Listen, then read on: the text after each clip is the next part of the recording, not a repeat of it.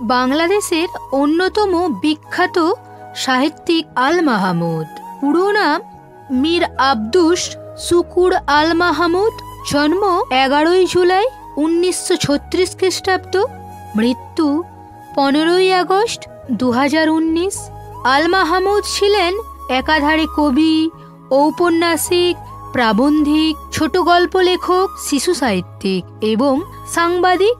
বিংশ শতাব্দীর দ্বিতীয় অংশে আধুনিক বাংলা কবিতাকে নতুন আঙ্গিকে, চেতনায় ও বাকভঙ্গিতে বিশেষভাবে সমৃদ্ধ করেছে। বাংলাদেশি সাহিত্যিক আল মাহমুদের সাহিত্যের বিখ্যাত কয়েকটি লাইন হলো: আমি থাকবো না, এর চেয়ে আনন্দের সংবাদ আর কি হতে পারে, পৃথিবীটা তো না থাকারই জায়গা। কবির কাজ স্বপ্ন দেখানো, আমি এই জাতিকে স্বপ্ন দেখিয়েছি। কেউ বিশ্বাস করুক বা না করুক, এই মরণ জগতে মৃত্যুই সুন্দর। সব অমরতার গল্পই কীটদৃষ্ট কাগজ মাত্র।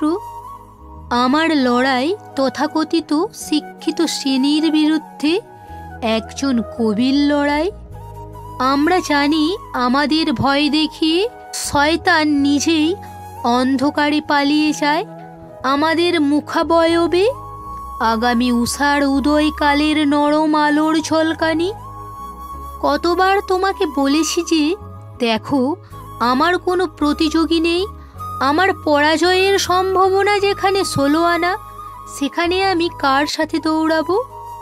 আমাদের দেহ ক্ষতবিক্ষত, আমাদের রক্তে সবুজ হয়ে উঠেছিল সুতার প্রাস্তর।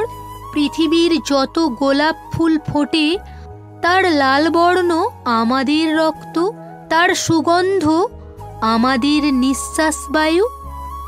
যারা আমাকে এই অদম্য চলার পথে নিয়ে এসেছে, তারা তো সবাই জানে আমার পা পাথর, দৃষ্টিশক্তি স্বপ্নের কুয়াশায় আচ্ছন্ন। তবু মানুষের মন বলে একটা কথা আছে, আছে নাকি? হ্যাঁ, মন বলছে এখনো আমার দিগন্তে পৌঁছানোর খানিকটা পথ বাকি।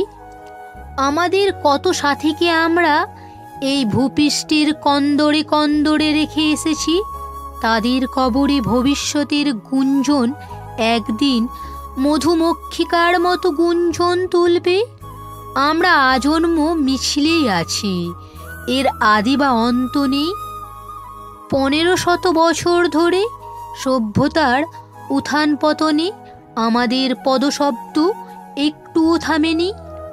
কেউ বিশ্বাস করুক বা না করুক, এই মরণ জগতে মৃত্যুই সুন্দর। সব অমরতার গল্পই কৃতদষ্ট কাগজ মাত্র। বন্ধুরা, ভিডিওটা কেমন হয়েছে অবশ্যই কমেন্ট করে জানিও।